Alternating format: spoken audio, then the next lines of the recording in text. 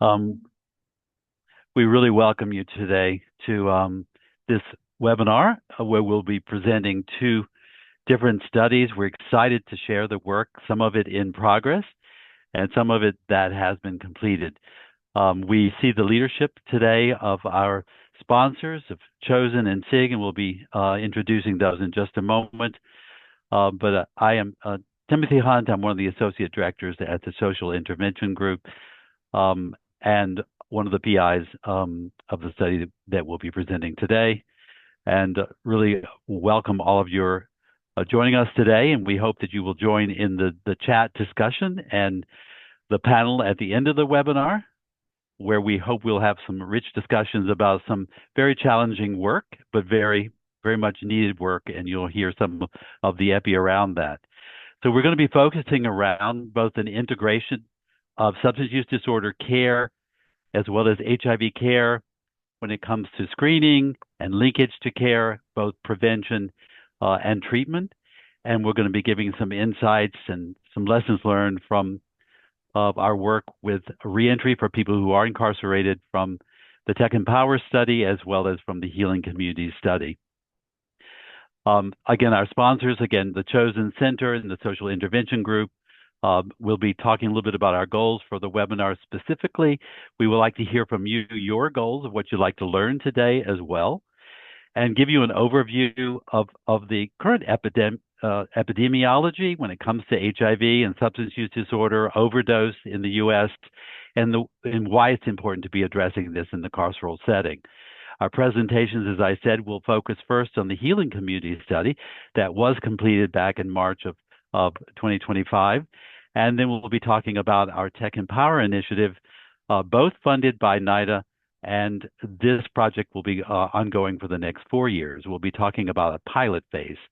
And then finally, we're going to hear from one of our champions who is a sheriff of Ulster County, New York, and also the community engagement director from that particular county about what it's like to do research together.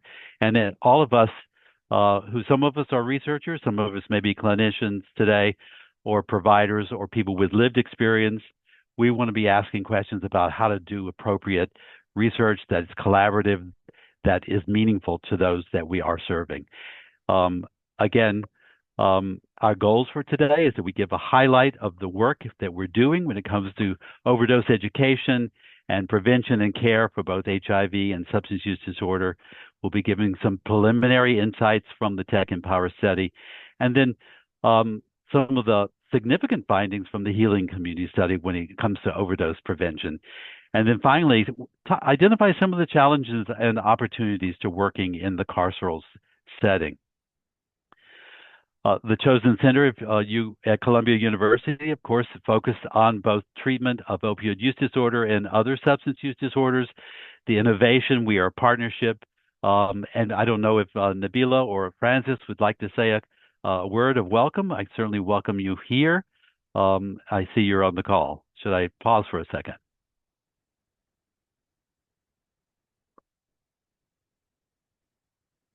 I feel, Nabila, you should say something. But I'll say welcome to everybody. And we're delighted to have this talk today. But maybe, Nabila, given it's your group, you should talk more than me. First, I want to thank all of you for taking the time to be here today, and also to thank the speakers and their hard work that have been engaging in, and you'll hear about them today. I also would like to highlight that this project is built on, as Tim said, on the Healing Community study, is the largest community-based research that we worked with for almost 6 years with 67 communities when we build the infrastructure and the work in the communities. And you'll hear today part of the really interesting engagement of the community. And in the Healing Community study, we worked with the jails and spent quite a bit of time with the jails, but we didn't go inside the jail to do this work. And we focus on mostly on reducing overdose deaths and less on the HIV risk behavior. And now build on the Healing Community study, you'll hear today from the speaker that we took the work and integrated into the jails, working in the jails, and integrating HIV risk behavior. I want to thank the team, and it's really, really very exciting time to be presenting the plenary study findings. Thank you, Tim. Thank you, Victoria, and all of you for presenting today.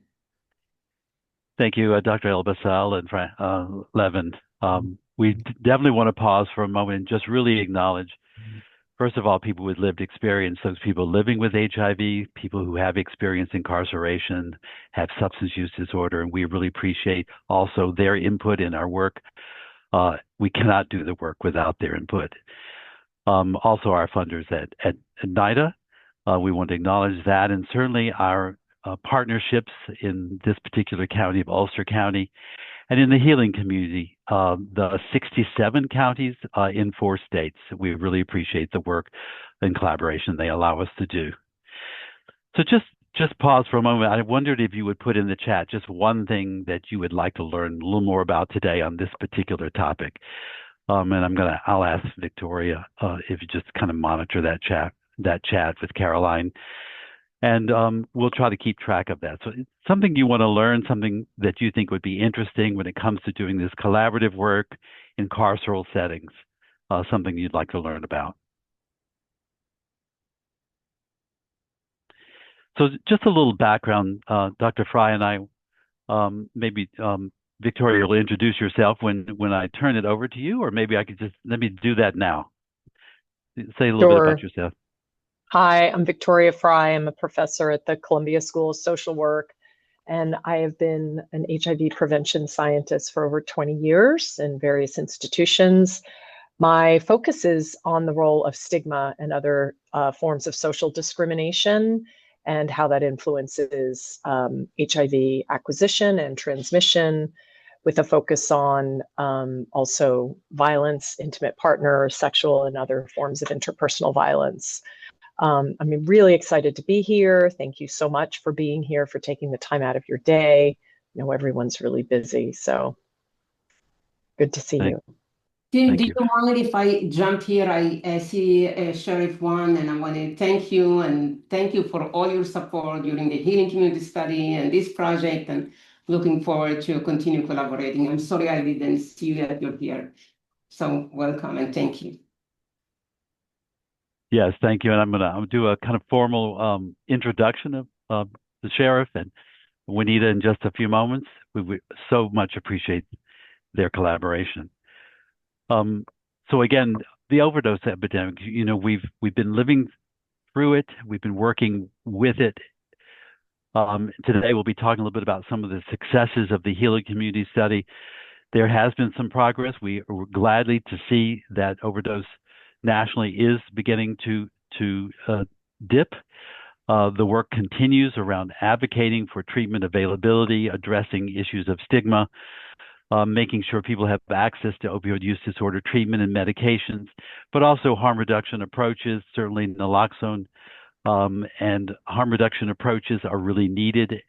We have several of our colleagues on the call today working directly in neighborhoods, very challenged, very difficult areas, and people where social determinants of health really are impacting people accessing care and the need in order to make sure that they do continue to live and have quality lives. But the overdose work continues. We know in carceral settings, specifically when people leave incarceration, the first 2 weeks after leaving, they're 129 times more likely to die from a drug overdose. And I just was talking today about with a peer navigator who, again, was working with someone who, within 1 week of leaving the facility, did overdose again after actually explicitly talking through the issues. So there's a lot more work to be done to make sure that we keep people alive and link them successfully back into the community, into their lives.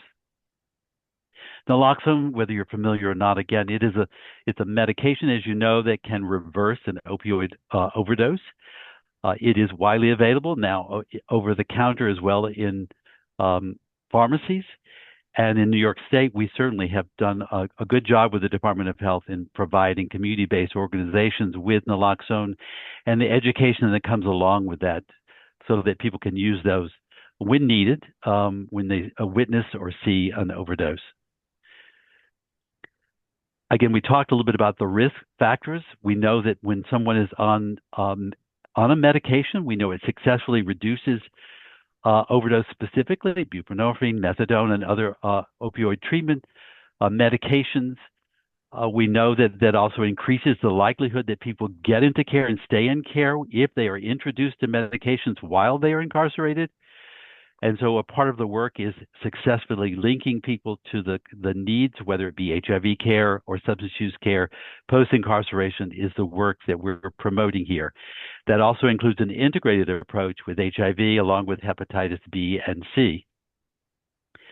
This particular medication, as we know, they are shown to be effective by these many studies. But again, the uptake and availability of medications for opioid use disorders still remain woefully inadequate. The same thing with naloxone. It's estimated that 25% of the U.S. jails provide naloxone upon release. So we have 75% that do not.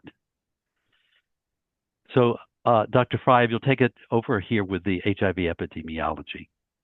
Sure. So as Tim said, we are focused in the second project that we're going to be describing on integrating screening for HIV and a focus on HIV in carceral settings, specifically jails.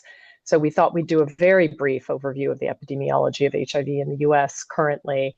And as you probably know, men are disproportionately affected by HIV in the US, accounting for about 81% of all infections. And while rates have decreased somewhat for men over time, they have remained stable for women. Next slide, please. However, we have very, very stark disparities in HIV in the United States, with African American, Black, Afro-Latino, and Hispanic Latino individuals being significantly more likely to have HIV. And in the US, we also have a concentration of HIV among men who have sex with men, and so that would be gay, bisexual, same-gender loving, and other men who have sex with men. And again, just a point on the racial disparities, African American or Black MSM make up about 34%, or just over a third, of new HIV cases nationwide. In terms of the geographic distribution in New York State, we see that there are higher rates in some of the counties that we are focusing on and some of the counties that HCS focused on. Next slide. And what is our national approach to ending the HIV epidemic? Again, as you likely know, we have two major strategies, both of them currently focus on biomedicine, biomedical approaches. So there's treatment as prevention. The goal there is that we diagnose as many people who are living with HIV and make sure that they know that they are living with HIV, immediately start treatment, and sustain engagement in care and medication use to viral suppression. We also know that now undetectable means untransmittable. So when people are virally suppressed, they cannot transmit HIV to their sexual or other partners who do not have HIV. The next component, of course, is biomedical prevention. So that is PEP and PrEP. Next slide, please. And in terms of sort of a sea change for HIV prevention and care in the United States, I always think of 2012, and this is when we learned that immediate uptake of ART was both clinically beneficial and yielded community-level reductions in viral load. We also had HIV self-test kits hit the US market. They were FDA approved, and PrEP was FDA approved. That was 13 years ago. And we had hoped back then that that would really begin a massive decrease in HIV incidence over time. We haven't exactly seen that, but the point of this is to say that there are contexts where it's very important to increase HIV testing and screening and to increase, which is the gateway to treatment and prevention. And so that is what we are hoping to do with these projects. Sorry, I just heard something. And what we do know is that some of the major barriers to both testing and biomedical prevention include structural barriers as well as social discrimination and stigma. And that would be anticipated stigma, internalized stigma, as well as experienced stigma. Next, please. So the context that we're focusing on are carceral settings. We also are focusing on the people who are in the criminal legal system as a priority population for HIV prevention. And this is the National Institute on Drug Abuse has started a really strong focus on this and really re-emphasizing HIV and how can we address the HIV epidemic by working in these contexts and with these populations. Thank you. So today Victoria. we'll be talking about these two studies. Absolutely. So we'll get started with the Healing Community Study, really focusing on overdose education and Narcan distribution in county jails, and then move right into TechMPower pilot and preliminary outcomes.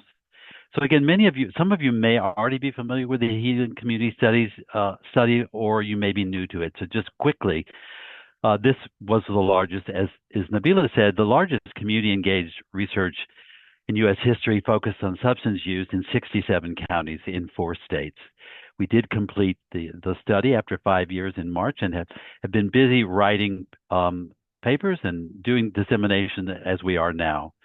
Like, this gives you a bit of the time frame.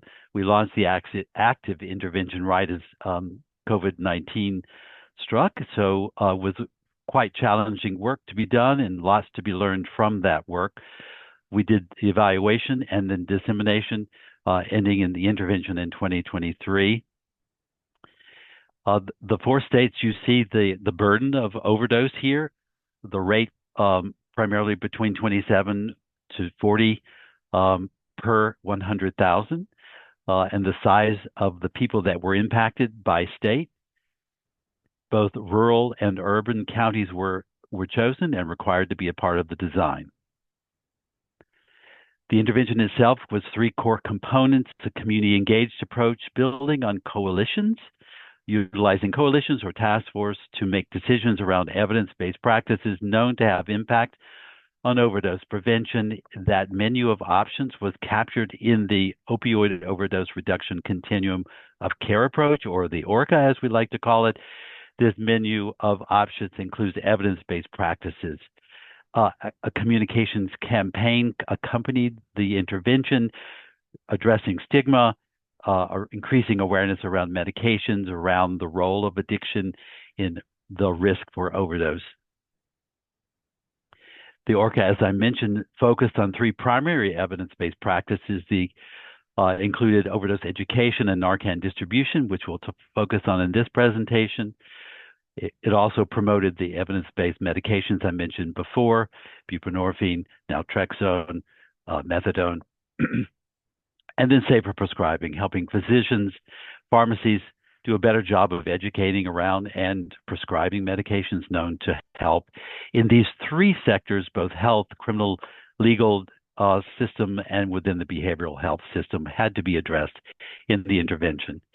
The coalitions themselves were responsible for selecting the evidence-based practices, deciding where the funds would be spent, and then doing monitoring and evaluation and correction along the way. This particular study we're looking at with the justice involved and incarcerated settings, looked at jails within the communities and hypothesized those that were receiving the intervention would not only increase the overdose education, but also would increase the naloxone distribution upon release from that jail as compared to what was the waitlist group, the second wave of the group. It was guided by the PRISM REAIM framework, looking at the multi-level factors that influence the adoption and implementation of evidence-based practices. We know many things get in the way. You'll hear a little bit from Sheriff Juan Figueroa in a few moments about some of the things that have been challenging when it comes to doing interventions in a carceral setting. The measurements were surveys in jails around overdose education, the current practices, and whether they gave the Narcan out at release. Again, statistical methods, we use the generalized linear mixed method to look at this model.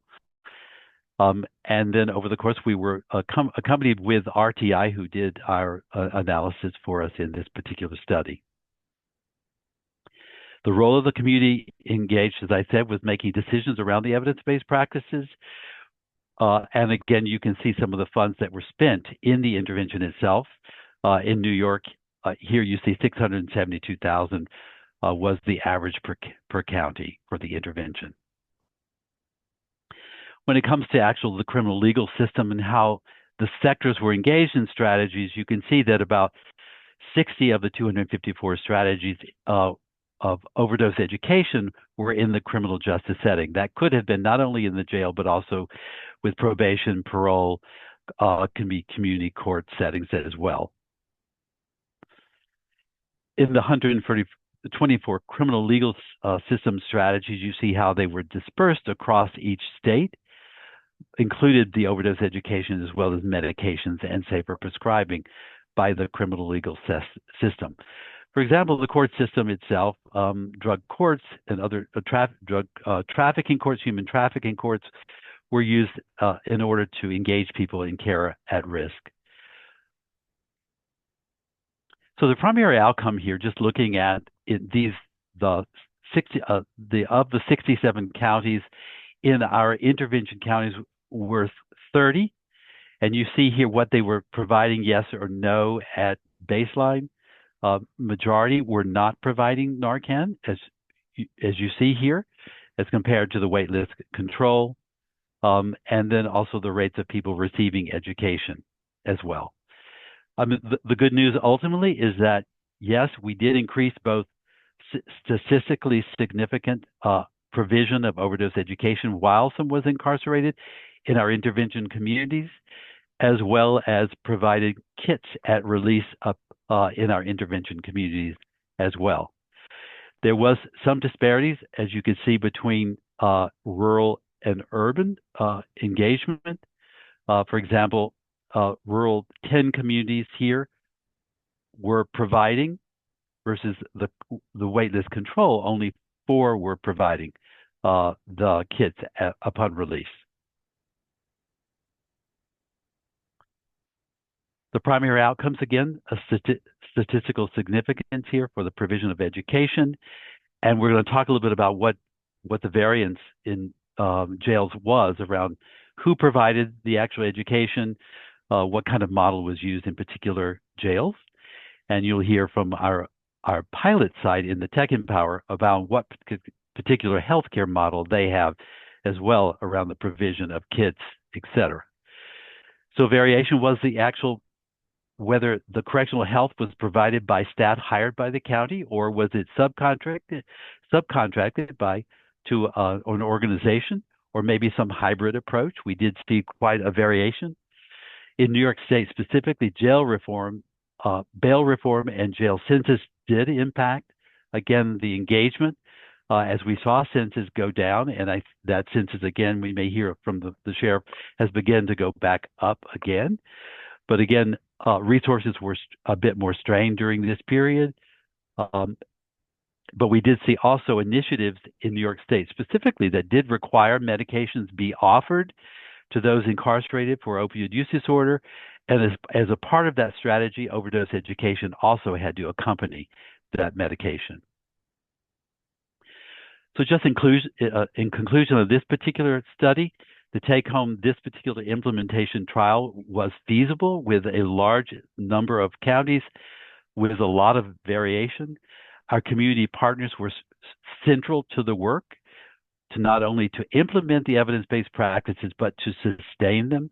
It does require a multi-level approach using state partnerships, ongoing funding from our federal partners, and that the buy-in from the community is really critical, and that includes having a champions such as a sheriff or someone within the facility to champion the work in order to keep it going.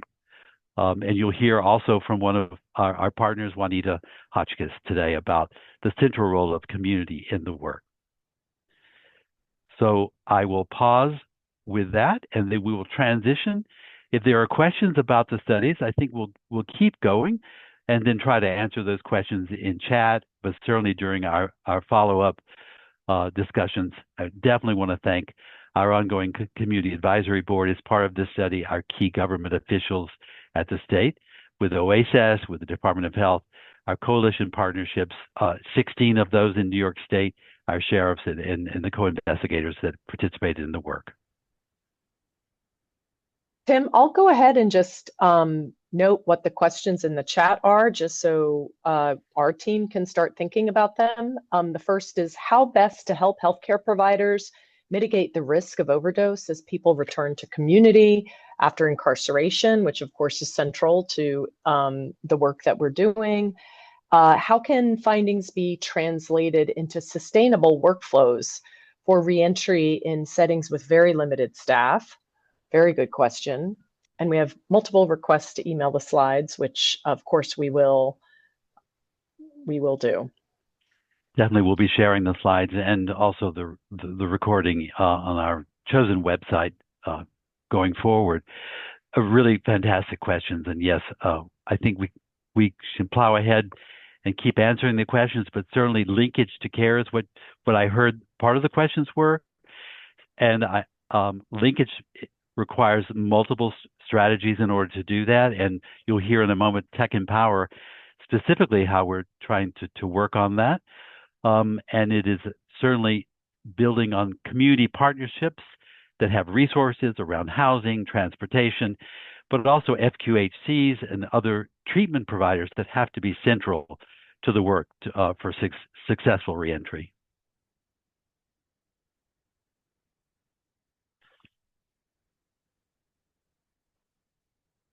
Would you like me to share at this point, Tim, or? I can share. Okay, I will stop then. And apologies if you heard our lab emotional support pet. I'm here in our lab where we're currently enrolling participants in another study.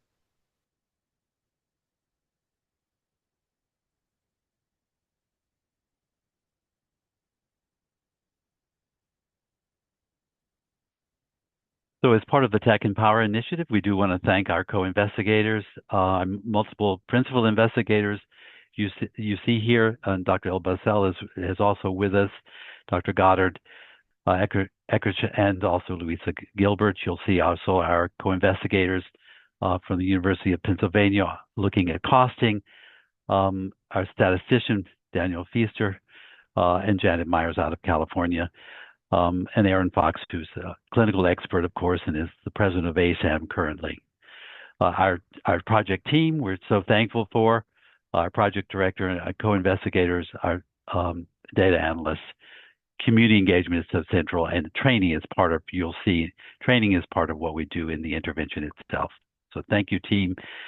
Glad you're here, and also please chime in as we move forward. So substance use disorder, that the kind of intersection between HIV, mental health, and substance use disorder, HIV, all, again, that holistic approach is what we're promoting here. As you see, the burden of people who are incarcerated or cycling in and out of incarceration often are living with HIV or co-occurring disorders, mental health, both we are not focusing on this in today's presentation specifically, but we will be talking about the mental health challenges, depression and anxiety, post-traumatic stress disorder that also exists among the population. And again, this is a small number. 65% of U.S. people incarcerated have substance use disorder. I think that actually is small, lower than actually in actuality. And then the burden, of course, on the health costs, of all the reasons why we should improve how we provide healthcare in carceral settings and successful linkage to the community. Tim, also on that last slide, there's a note that the proportion of people living with HIV in the carceral system is 3 times higher than that in the general population, which really speaks to the major reason that we are focusing TechMPower in these areas.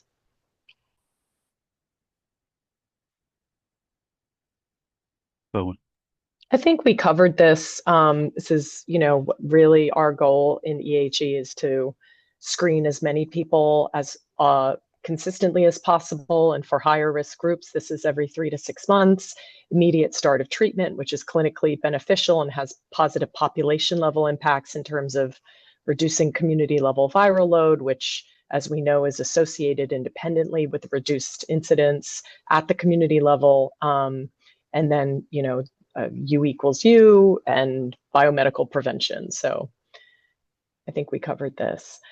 What is really exciting, actually, though, is that in terms of biomedical prevention, this pipeline is now happily a few months old because in addition to daily oral PrEP, we have injectable PrEP, which is cabotegravir, but also lenacapavir.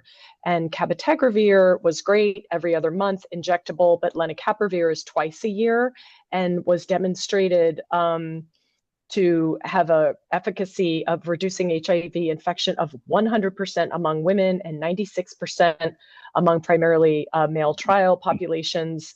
And this is compared with no use of any PrEP, but it is absolutely stunning results. And we are really excited about rolling lenacapavir out to folks who are wanting to use it. But we really do have a robust pipeline. And so the goal in TechMPower is to really help carceral settings get ready and to improve implementation of evidence-based interventions to prevent HIV, which PrEP is, but now we have these new modalities which are much more acceptable and have tremendous efficacy. So we're really excited about that. And then, of course, there are all the traditional approaches that we've been using. And so what we're talking about is consistent testing, uptake of PrEP, and that is the goal. Unfortunately, what we've seen since PrEP was FDA approved is that there has been significantly slower uptake among certain groups. And so this is a slide that depicts trends in PrEP prescriptions among people who could benefit, which means they are eligible according to the guidelines for prescriptions. And we see racial disparities there, unfortunately, over time. And while some of those are closing, there's still a very big gap. Next slide, please. And then, of course, there are major challenges to accessing PrEP in carceral settings. So just 7% of jails, and this is a national study, offer routine opt-out testing, HIV testing on admission. And so opt-out is where you get tested, you are told, of course, that you're being tested, but you have to say you don't want to get it instead of requesting, which is opt-in. Just 9% of jails offer PrEP to people who requested, and 16% provide PrEP referrals upon discharge planning. And in response to this, we have Connect. So go ahead, Tim. You go ahead and do this. Sure. Well, so this is a NIDA initiative, and we have multiple sites throughout the United States. And Connect stands for Collaborative Network to End the HIV Epidemic and Address Addiction in the Criminal Justice System. And so the real focus here is on integrating substance use disorder, diagnosis, treatment and prevention, and HIV diagnosis, treatment, and prevention. So really trying to get rid of the silos, integrate these two approaches, because in some ways HIV got a little bit lost in the overdose prevention effort, especially, and carceral settings are traditionally more challenging to integrate these kinds of prevention interventions in, especially biomedical ones, because it is complicated. It's medication based. So we're going to get into some of that later in the presentation. Go ahead. And this is all the other studies that we partner with. There are eight studies as part of our network. We learn together across the country, and again, are harmonizing our measures so that we can actually have a larger data set to talk about at the end of this particular trial. But as Victoria said, what we discovered in the earlier initiative, JCOIN, which was focused on criminal justice and overdose, it was discovered that actually they did not even collect any data on transmittable infections during those studies, and so now have recommitted to integrating HIV and Hep C data during those studies. So this was in two phases. We were awarded a pilot phase, R61 and an R33 mechanism. We're going to present today some preliminary findings from the pilot in our Ulster County setting. We're just beginning to launch the phase 2 main phase and a step wedge in 6 jails in New York State and New Jersey. It is a hybrid type 2, which means it's both it's an implementation trial as well as an effectiveness trial together to really fast track what we're learning into the field. The question is, okay, so what are we going to find out when we talk about doing an integrated approach of substance use and treatment and prevention bundled together with HIV prevention and treatment, using particular strategies around community engagement, using a champion and an implementation team and training in order to increase our outcomes, clinical outcomes of knowing your HIV status, also knowing your opioid use status or substance use status or diagnostic, and then linking people to care and medications and prevention as needed. So we wanted to evaluate again, first of all, the feasibility of doing this work in a jail using mixed methods. We're going to talk a little bit about the quantitative approach here and some qualitative feedback around looking at screening. So SPIRT, as some of you know, which is the brief screening and intervention referral for treatment, looking at the linkage for medications and availability of medications, but also then looking at the implementation factors that both are barriers or facilitator to adoption of these interventions, which means around staff, leadership, training, and what kinds of stigma may get in the way or actual lack of awareness may get in the way of engaging people into care. We had to, of course, do a mapping phase in which we looked at the evidence-based practices you see here on the left-hand side, and then in the center, the implementation strategies that we were actually utilizing to promote these evidence-based practices. And then finally, the PRISM REAIM framework looks at what on the external factors that are impacting the adoption, meaning everything from resources and funding to staffing, but also internal factors such as within the jail or within the community that may be impacting adoption and reach of our interventions. Again, how many people were tested for HIV, for example? How many people were linked to treatment, PrEP, as you've heard Dr. Fry talking about? And again, what's the proposal for maintaining the evidence-based practices that we have introduced, such as peer navigation and case management? The goal was really to build on what's being done already in the introduction and integration of medications that we've seen happening within facilities. Somehow HIV is also become a forgotten issue, often pushed aside. And we've reintroduced it, making it more central and integrated into the approach. We're not really adding, but we're actually integrating the approach, right? Building on the prevention and treatment, empowering people through education to know their own status and that there are choices they can make to protect themselves. Again, working on ways to retain people in care once they are referred. Today, we had a very in-depth conversation around incentivizing peer navigation case management. Because often people drop off immediately 1 to 2 weeks after they leave incarceration. How do you adapt the approach? Because every jail is different, every community is different. How do you adapt it and be responsive We know that in reach, meaning you need to meet people before they are released, and then follow them once they are released into the community, including the day they're released, with transportation. And how can technology help us be more efficient in the work using telehealth, using new technologies such as self-testing, using tablets for education? What ways can technology help reduce the burden on staff? Our team here, as you see, and you're going to hear some of them today, we're really proud of our Ulster partners and appreciative of the work and ongoing relationship we have with them. The Ulster County Jail in general, you see the census here as of April last year, 203, and you see the breakdown. 64% were Caucasian, 36% Black. We introduced this now to show you our sample is quite comparable to the census in general, our study sample. When it comes to females, it's about 10% in the population. For our study, we actually recruited 17%, for example. And Hispanic is 15% in the census. Again, this is one area that English speaking was a requirement to be a part of the study, of course, 18 and older. And the goal was to find people who were about to be released between 1 and 3 months. And we found that was very challenging to actually know. And then, again, sexual risk was identified, whether both substance use and sexual risk was part of the criteria. And Victoria, I don't know if you want to talk a little bit about the evidence-based practices here.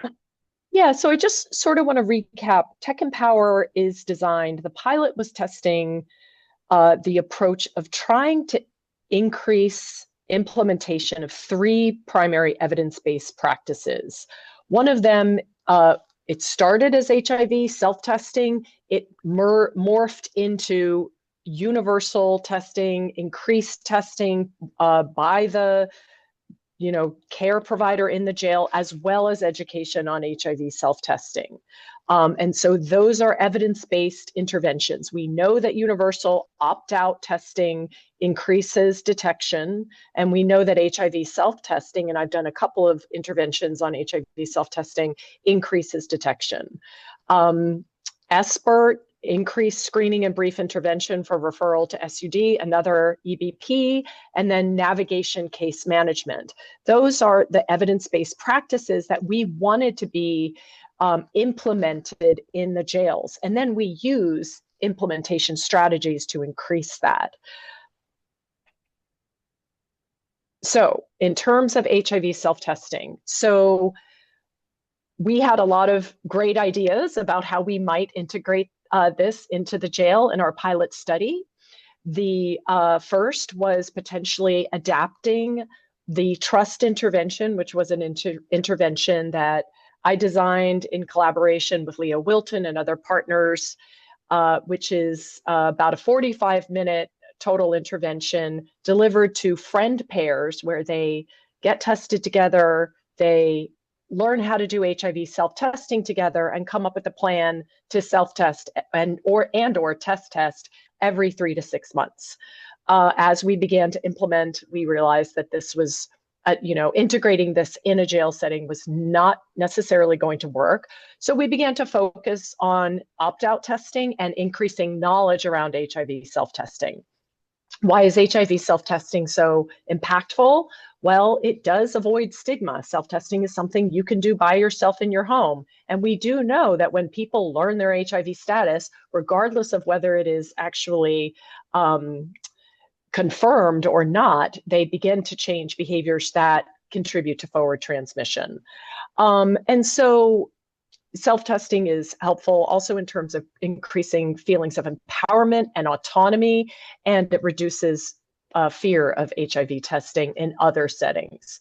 So we adapted our approach to self-testing. We focused on universal testing, and we began to also to explore potentially using a really cool platform called Edovo, which is an educational platform which is web-based, and it can be delivered through iPads, which all of the people who are detained have, and educating people around HIV self-testing.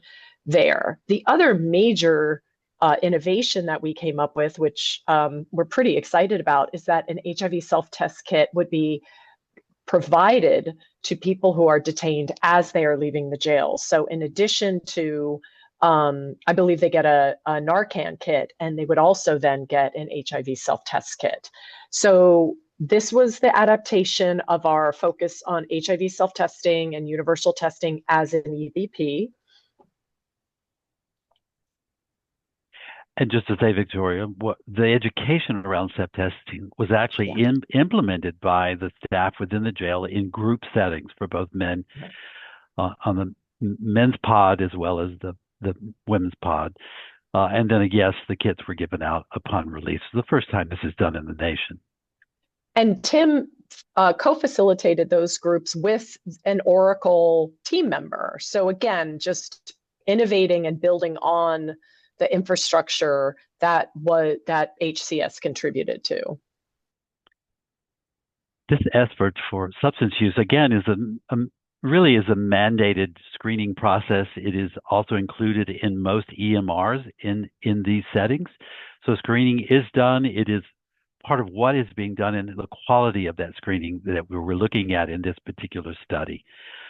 Making sure that people have been identified upon entering the facility, but also it can be quite challenging in those first few hours for many reasons as people are entering the facility, and they have to also be followed up some days following.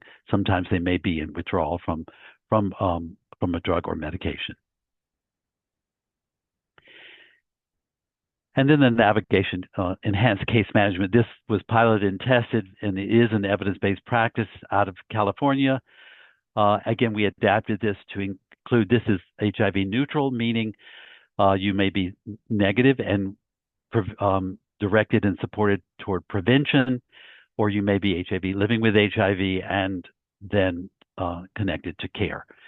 So it's a combination. It included education around both, not only substance use and substance use disorder, but HIV and HIV prevention. That is what's new in this particular approach of this evidence-based practice. We did partner with the CBO in the community, and this, as we speak, is being sustained as part of the work in Ulster. We appreciate our partners there who write grants, and they're immediately working to get that funded position continued.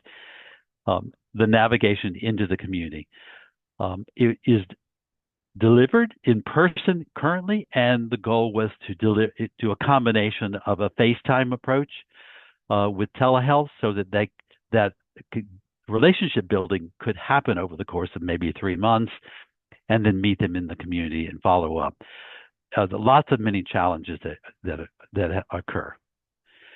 So put some preliminary data. We're going to move quickly and make sure we have time for our sheriff to speak as well. Again, we screened 65 people. It was amazing that we did this between February and actually March. It was like a 2-month recruitment period, and 41 people were recruited during this time. As you see here, the average age, 83% were men, were male assigned at birth, and 17% were female assigned at birth. Again, the median age was 37. Again, I told you a bit about some of the race and ethnicity breakdown. You see here the majority were heterosexual at 88%, about 11% bisexual. We're talking about also economic challenges, 23% living on a household income of less than $12,500. And also one person expressing they had health insurance prior to incarceration, independent health insurance.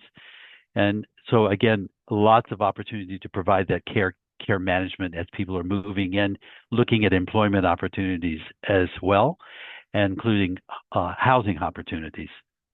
The arrest, again, was between 1 and 3 was generally. This was often a first-time arrest for some of them that led to an incarceration. Again, that may have to do with also that we're engaging people who are leaving the facility within 1 to 3 months and will not be serving prison time. 50% 15% were in some kind of drug court or mental health court, which is another opportunity to intervene. What's interesting when it comes to testing here, 56% received HIV testing at intake. Again, how to improve that when it comes to literally an example of April of 2025, 69 people were screened and 15 were tested during that time. So you see the difference, and then along with that, a medication-assisted treatment screening, and then in the facility, there are 57 people out of the 203 that were on medication for opioid use disorder.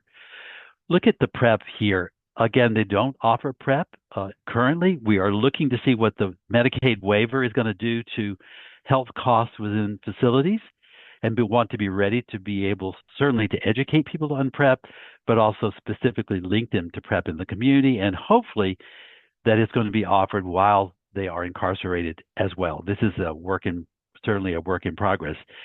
What we did discover is there's very little PrEP knowledge when it comes to this particular sample.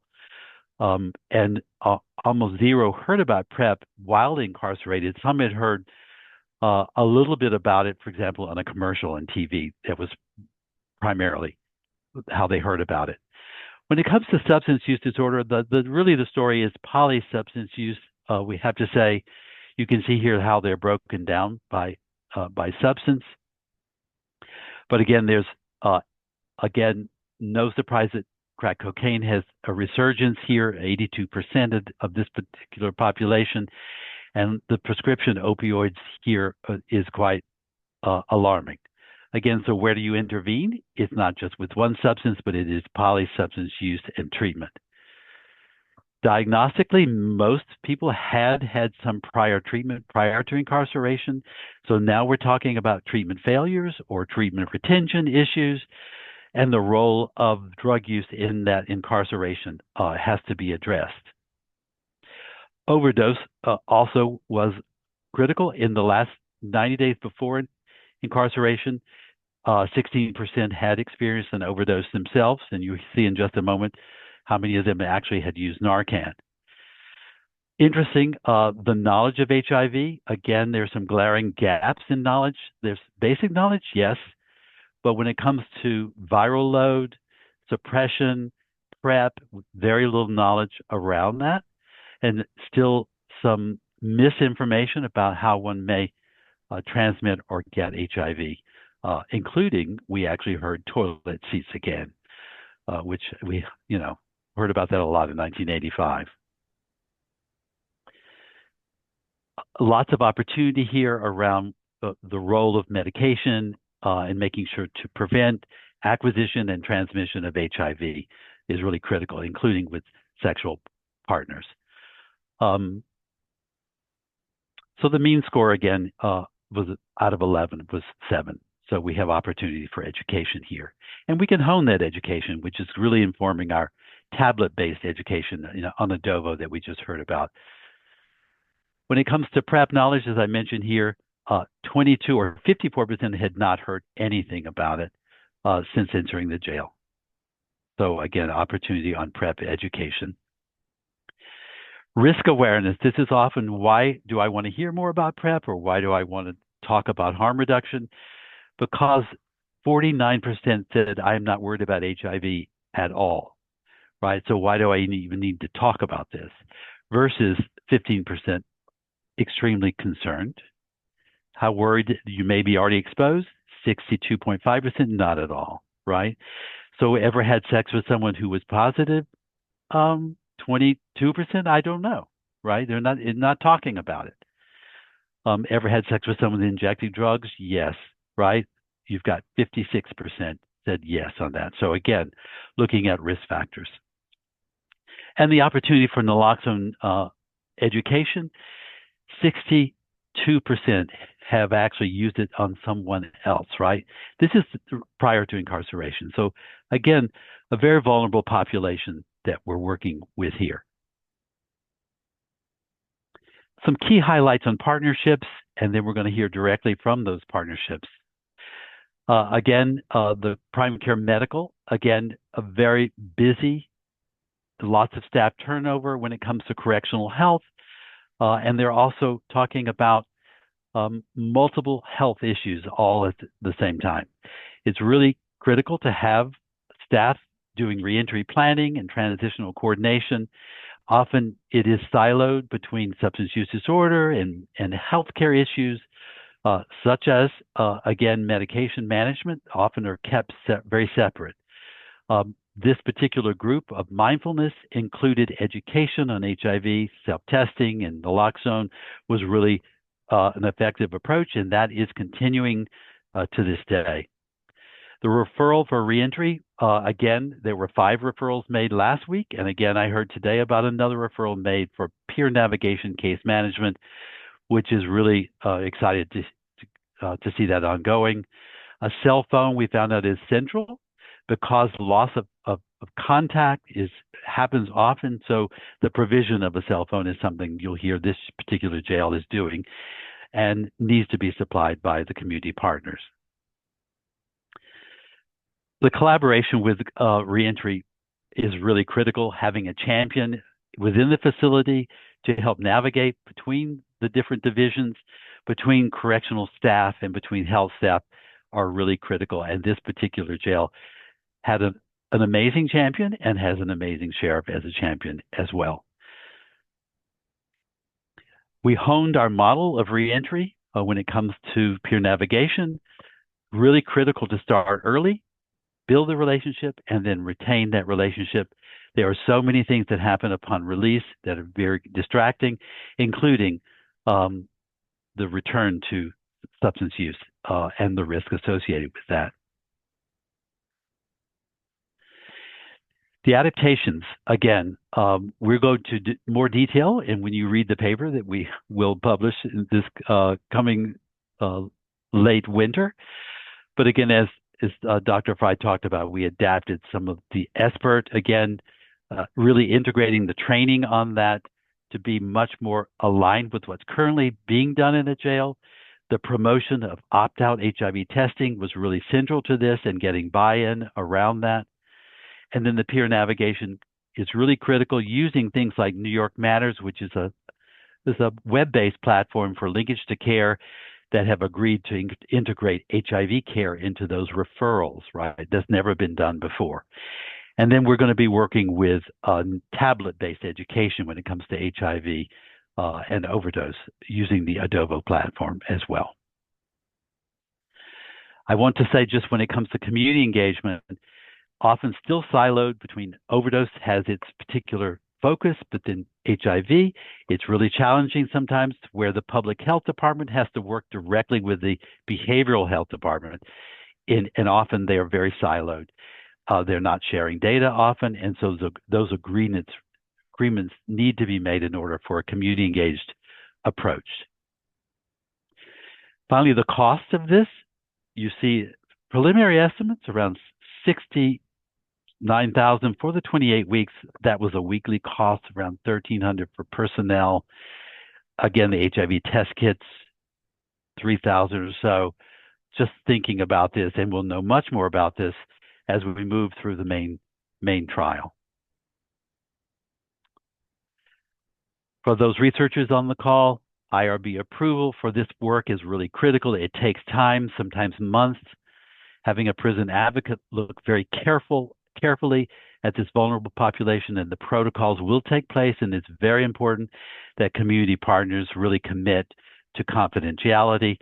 That includes the correctional facility as well as community providers. A state CAB that we have with people with lived experience is central, and we also are participating in the Connect Network national CAB, and we will have an assigned CAB member with lived experience to our particular project. So, unless Victoria, you want to add anything to that, I think we'll maybe hand this over to Sheriff Juan Figueroa and also to Juanita Hotchkiss. I can't say enough about this particular partnership, but the Sheriff Figueroa is proud is my sheriff also in Ulster County, and I have to say, has always been moved by a sense of service to people in his community and country. Juan joined the U.S. Marine Corps straight out of Wallkill Senior High, was stationed in Japan, South Korea, Camp Lejeune. He took back with him lessons to life around the importance of racial diversity, respect, regardless of personal differences. After his active duty with the Marines, Juan served 18 years with the Marine Corps. During this time as Chief Warrant Officer, he's primarily responsible with operations. He in over 150 Marines and support requirements during Operations Desert Shield and Desert Storm. There's so much experience here. I can't describe. So, again, with his distinguished career as a veteran and 5 years in the corporate arena, Juan brings a broad perspective in law enforcement. Currently is a sheriff. After many years of public service, he remains bound by an unwavering sense of duty and deep commitment in the community. And you're going to hear a little more about that in just a moment. And Juanita Hotchkiss is a licensed master social worker who's dedicated her career to bringing behavioral health and criminal justice systems together. She's an amazing grant writer as well, and was central to our Ulster County for our Healing Community Study as the project manager in that particular deployment, securing more than $5 million in federal grants as part of her work. So I'm going to turn this over to the sheriff and to Juanita as we move forward. Well, good afternoon, everyone. And Dr. Hunt, Dr. Nabila Bassal, and of course, Professor Fry, and those that participated in that TechPower program. It was a pilot program. It's amazing. The healing community, I can't thank you all enough and what has happened here in this county when it comes to a culture change and a partnership with our community. And one thing that was left out, I did 25 years in the New York State Police. I retired from them in 2013. I worked in the Special Investigations Unit. And if you ever come to my office, on my wall, you will see all the narcotics investigations that I participated in the biggest user city in the world, and that's New York City. I say that because I want you to understand my past and my mentality and my experience in that realm of work and how far law enforcement has come. Just hearing what you folks were saying this afternoon is absolutely astonishing to me. And I think I believe in fate, and I believe that we had to change the way we were dealing with people that suffer with substance abuse or have HIV or hepatitis. And I couldn't have done it without the partnership of all of you, and I can't thank you. I can't thank you enough. This has not been an easy transformation or culture change. There were bumps along the way, but we were able to make this happen because of our partnerships with our communities, our partnership with Columbia University, of course, the great people that are on the screen here today, making things that have never, or doing things that have never been done before in this realm. I want to turn over to Juanita Hotchkiss, who's our Director of Community and Incarcerated Services, and she can tell the story and how we met and how we got all of this going, from our substance abuse program to our mental health team to starting the medical assisted treatment program before it became the law. We started in 2019, as well as our recent officer wellness program and our program relating to violence in youth. Juanita. Well, thank you very much. Thank you very much, everyone. And so it's a very long story on, how a long journey, I should say, how we started, how we met, but it really was kind of perfect timing. So when the Healing Community Study came into Ulster County, I was the project manager, working with the Community Coalition. Initially, I think we had more than 140 stakeholders involved in our coalition. And so I worked with the coalition to really think about, what are how can we take these evidence-based practices? What are our needs in our community, and how do we put it into action? And so a lot of the work that we were trying to accomplish, we were looking at overdose, some of the very um, the very vulnerable moments for people who when they were experiencing overdose, whether it was leaving incarceration, whether it was being discharged from a hospital, or prior overdose. Every single turn we made brought us closer to the sheriff, though, because his office is literally first on the scene. They are the hub for our 911 center. 911 pretty much is called in every single overdose. And in addition to that, he was also doing a lot of work himself to address the opioid epidemic. He had developed a team called Oracle, which is opioid response as county law enforcement.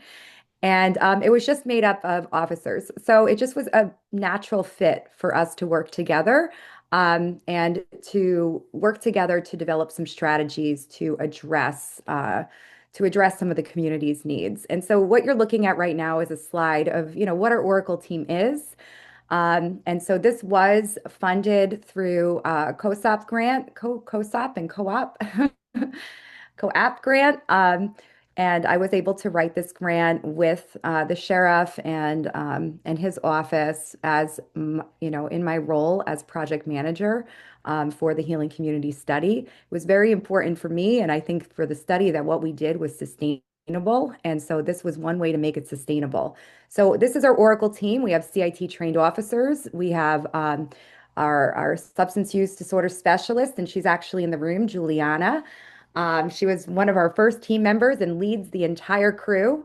We have two care managers, and one is based in the jail, and four peer advocates. Basically, we do all the things. We have an overdose response team. We follow up on all overdoses. We have a community hotline. We have overdose prevention program, which includes naloxone distribution, education, harm reduction. And we have jail reentry services, because we really are trying to get people at those most critical points where they're most at risk of fatality, and change that trajectory. So on our next slide, I'm not going to review the whole thing, but it really is kind of all of the areas that we operate in. We took a model that worked for our county and our community, and we took what was already existing and we just expanded on it. And so essentially the model is, it was co-designed with our community. It's LEAD, it's PARI, it's quick response team, and it's a traditional care management approach. And so it's all of the things that we just put it all together. We do prevention, we do referrals. So we receive referrals, and we also make referrals out into the community. Co-response team, and it's a linkage service. We are not keeping people in our system of care. We are making sure they get out into the community and connected to people who can help them long term. Again, sustainability is important. We can't hold on to everyone too long, but we do hold on to people to make sure that we're always keeping in touch, following up, and monitoring their progress towards whatever goals that they have. And so follow-up is a big part of this. And so our next slide. Let me just add something real quick, Monica, because I think it's important. Remember that while all this was going on, it was COVID and then reimagining police and after the murder of George Floyd. So there was a lot going on. But what that did do is start a partnership with every single law enforcement entity in the county. They were able to make sure I was able to coordinate with them, and they submitted overdose forms to our team. And then eventually our 911 folks were able to put that on a response where we got emails within live time when these overdoses are occurring. There was pushback with this, especially with your traditional law enforcement leaders. But because of everything that was going on, we had to do something. I've been able to convince them, as well as my team, that this is important for the community. And of course, the silent victims, and that those were the family members who also had stigma. We had our own stigma. Every time we showed up, everybody knew what was going to happen. We were going to arrest people. They would even call 911 if someone overdosed. We had to change that and change that in a hurry so we could save lives. And that's what this was about. It was about saving lives and changing what the community thought of law enforcement, that partnership that was needed, that trust that was needed in order for us to coordinate the help that people needed, to include family. Yes, and this is exactly what you're talking about, Sheriff. So when you're working with the community in collaboration with the community, you are really truly partnering with them to come up with solutions. And so this is one of the things that we do, and we do it in our jail, and we also do it with our Oracle team. Is we have a hub and spoke model. The community partners are our spokes. And so we might receive a referral, or we might have first contact with an individual who is looking for or needs services. But we have a community of care collaborative team. And so this team actually meets once a week for Oracle, meets once a week. And now in sustaining the TechMPower initiative, we are starting the same type of model for our reentry program. And I do want to say that, um, that's one of the things that came from the study, both studies actually. We were really able to create models that, were we are working and operating hand in hand with the community. And this is how we were able to gain trust over time. Because at first, everyone's like, what are you doing? Law enforcement shouldn't have their hands in this. But now they realize that we are taking these referrals, we're getting these referrals, we're making first contact, we're doing it with care, we're doing it with commitment, and we're returning them back to the community. And because we do this, we've been able to see a 30% decline in our calls, our overdose calls this year alone.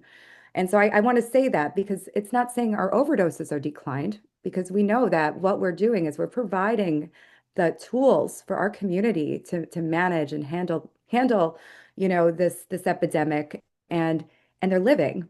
Folks are surviving. They're not calling 911. So we really do believe that this is because of the strong collaborations and very targeted strategic intervention. So here's some of the stats from 2004. I'm not going to go over all this, but I am going to say that 98% of the people that we reached out to after an overdose consented to peer services. That is huge. That is a huge number. They didn't say go kick rocks. They said, okay, sure, we'll connect with someone. We'll connect with someone long term. And I really think that's important. And also, our naloxone distribution is extremely high. Every year, we say, how are we going to take that number and double it? And so this was one of those years. Our goal was 4,000. We put out 4,873 kits. And something that's not on this slide is we put out 15,000 harm reduction kits.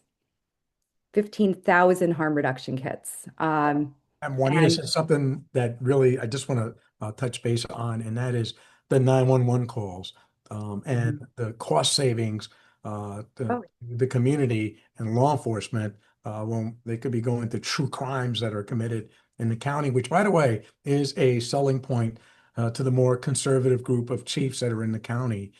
Because, yes, less calls means law enforcement is able to do what they get paid to do, and that is to go out and fight crime, real crime, because most of these folks, it's a disease that they have. The other point that's an intangible, but I just want to say real quick, is the partnership, not only with the folks that are our partners, but our social workers and peers that are now under the same roof with law enforcement.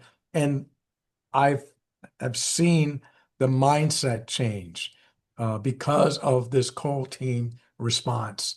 And that is absolutely amazing. And that's something that you can't write. You can just see how everything changes. And it's amazing. Juanita? Absolutely. Well, you can see it right here between me and the sheriff, and our lead, Juliana, and the sheriff. I mean, we are working together hand in hand. The sheriff has partnered up with a social worker, He didn't even realize that we both didn't realize this is where our career was going to go, but here we are. And it really does. It does change minds and it does change hearts. And so on the next slide, um, we're going to talk a little bit, and this is the sheriff. He's going to talk a little bit, and he's brought up some of the things that were considered as part of, when you're joining forces with research partners, there are a lot of things to consider with collaboration, especially in law enforcement. It's a very, very busy office. And so the sheriff has been very strategic, and I'm going to turn this back to him, and he could talk about some of the challenges, barriers, and also, some tips for And, other law enforcement agents. and absolutely, that's a big part of it. I mean, folks would say, well, why law enforcement? Well, we're the ones that get called at 2, 3 o'clock in the morning to respond to a lot of these types of cases. And we've always done that.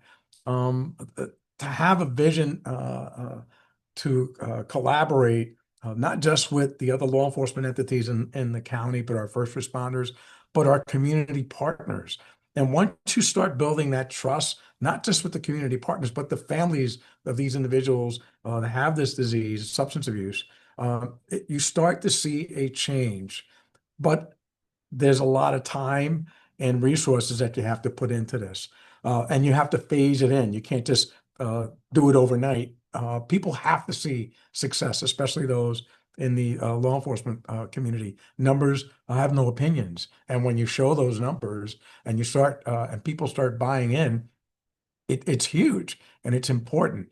The pushback in the jail with the staff, and Juanita can tell you, when we were doing the MAP program, we had to educate those folks and explain to them that, and like Dr. Hunt said earlier about folks leaving the jail, I would get phone calls all the time within 2 days or 3 days that someone left the jail. Why aren't you doing anything for these folks that are leaving the jail and dying of overdoses after being in jail for a year? And so it was really important. And that's why I love how this tech and pilot program ties in with this. It was a perfect opportunity to tie in with that, with the HIV testing and hepatitis and coming up with plans and normalizing that stigma, right, that we have all seen through the years when it came with. So I thought it was a great idea when you folks came and approached us about it. Um, Family members and those silent victims play a huge role in changing minds. During the crack epidemic, nobody cared because it was the poor, the Latino and African American community. But this epidemic was different because it dealt with everybody. I tell folks all the time, I can't change the past, but I can change today and tomorrow. And so that's what my team and the partnership with you, great folks, have established, that we can make a difference. We can change minds and culture in a profession that's been doing things the same way for a couple of 100 years. So I can't thank you enough for this opportunity to talk, all of you. I think if you get an opportunity like some of the folks here have to come see it for yourself, then I invite you to come over and see it for yourself. Thank you so much, Sheriff and Juanita. And I think, there's not enough can be said about the decision of really participating with a researcher, how you get that buy-in, how you build the trust between an organization, but also there's competing interests. We heard right away, are you going to get in the way of our correctional staff, right? They're already overburdened. We have 30 staff that we need to hire. We don't have enough staff. So, as researchers, really trying to make sure that we're not interfering, but we're following protocols, and also at the same time we're protecting confidentiality and of our participants as well in the study. So that's the really important factor. And so I wonder if there are questions from the group. Maybe we can just turn it over to the group. We can have a brief discussion here together. I just want to point out that our contact information is incorrect on this slide, so we are going to make sure that that is corrected before it is shared.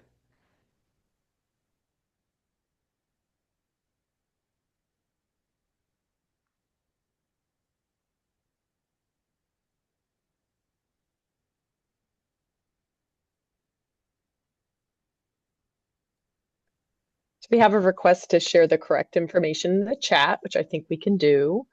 We can also return to the very good questions that were surfaced during the "What are you hoping to learn" segment, including how do we help healthcare providers mitigate risk of overdose upon return? And I think that's an HCS type question, as well as how do the findings translate into sustainable workflows for reentry with limited staff and resources, again, for these reentry organizations, presumably. I think what we're finding here is, first of all, it's comfort with a conversation about these issues. So the provider, first of all, addressing their own biases or stigmas that get in the way, but also being willing to say, look, I'm not familiar with this topic. I need to also educate myself a bit more. So it's really kind of normalizing and being open to hearing your patients, your clients' views on the subject as well, and not imposing one particular view, like trying to, again, a person-centered approach of meeting the client where they are. Look, there's a lot of ambivalence around change when it comes to substance use. There's a lot of ambivalence around just practicing safer behaviors. We all go through that. So it's really kind of normalizing that, and then getting comfortable with these conversations, which are around drug use, around sex, around topics that maybe the provider themselves are not comfortable enough with, or they haven't lived that experience, and so they sometimes cannot identify. So let's not drop the conversation, which we have done a lot when it comes to HIV. We heard a lot of our providers and partners. They said, look, I've been in the field for 30 years.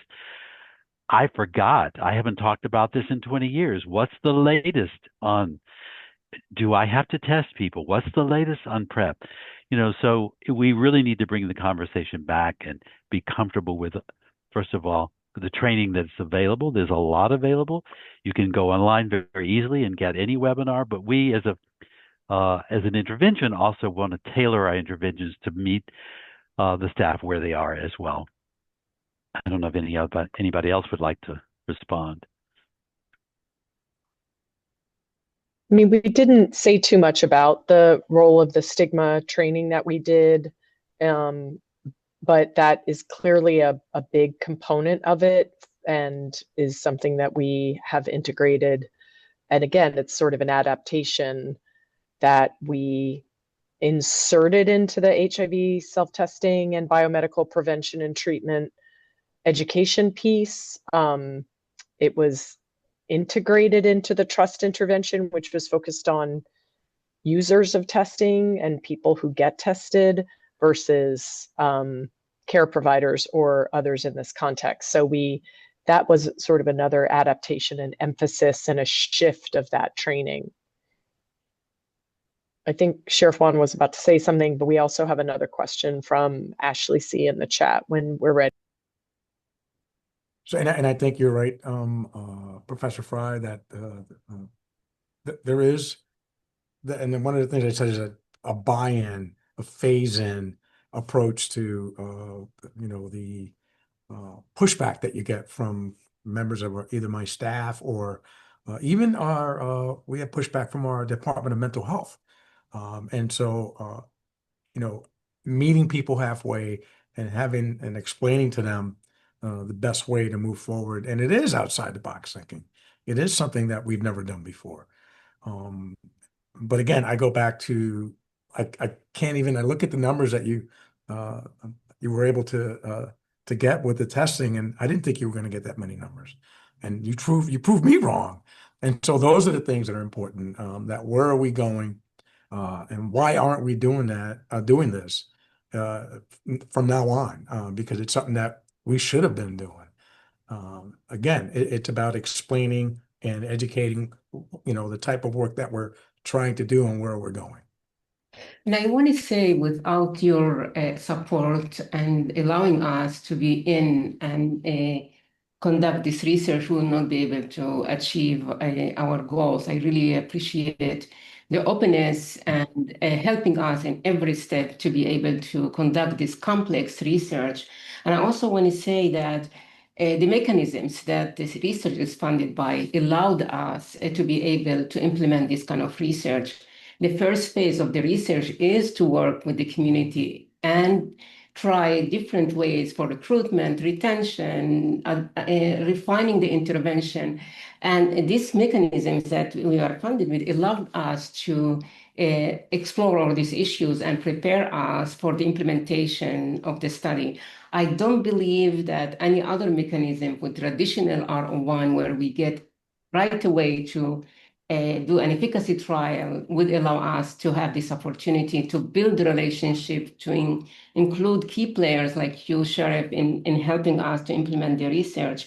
And also now we're ready, after all these challenges and the struggle, to go and implement the research and use implementation science, effectiveness study, and see how the intervention works in real world. But I have to say, between your support and the type of mechanisms we have, it allowed us to achieve the goals of this study.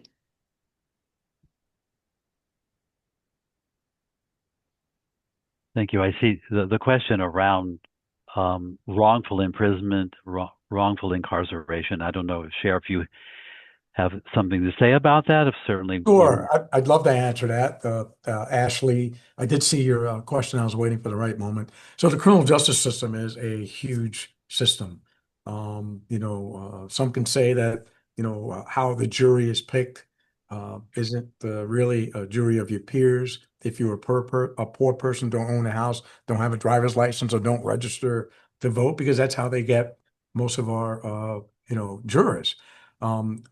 When they come here to the jail, it's either because, especially since bail reform, it's a pretty serious crime and there's enough probable cause for them to be here, and then they go to trial. It's not really majority of the folks that are in the jail here aren't our cases. They could be state police cases or another police agency, but that gets determined in court. And our job is to keep them here until they're released, if they completed their sentence, because most of the sentences here are basically 1 year, but it could be up to 3 years depending on the severity of the case. If there is someone here that's wrongfully imprisoned, we will do everything that we can to assist and help and identify issues to the district attorney's office, who prosecutes. We all know the public defender's office, and sometimes they're just going through the motions. No offense to them, but they probably have so many clients that they just can't keep up with that. But that's not anything that we can have any control over relating to those that are here.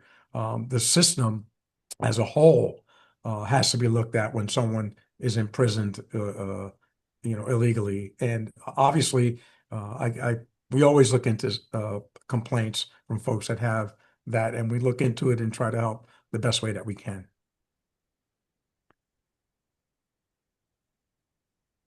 Thank you, Sheriff. And yes, there is advocacy going on as part of the work within the facility. Certainly the district attorneys are working with those that are incarcerated and have a lot to say about what happens. But certainly trauma can occur, and the dealing with the trauma that can occur because of being arrested and being incarcerated must be dealt with as well as part of the ongoing work. And we really appreciate all of you joining us today. And for future webinars, we look for feedback of the kind of webinars that you might want. If you could. One more thing I want to add, Dr. Hunt, I'm sorry, to that last question. Our team actually works with the public defender's office, the DA's office, and judges, especially if it's a substance abuse case, to get someone into rehab rather than them being here at the jail. And we've been very successful at that. Thank you. I forgot to say that. Yes, alternatives. Absolutely. If I can just quickly jump in, I know we're at time, but I do think it's important to recognize that any kind of wrongful incarceration, detainment is traumatic. And yes, of course, these accumulated traumas contribute to risk of HIV acquisition and forward transmission. And it's entirely, it's absolutely in the pathway. And so it is one of the things that many of us advocate, to prevent and just as everyone has described. So it's a great question and point, well taken. If you would take a moment and provide us an initial feedback on your experience today, you can use this QR code to do that. And we may be following up with evaluation as well. So thank you again for joining us. Thank you so much to the Sheriff and Juanita for joining us, and appreciate all of your engagement in the discussion. Thank you.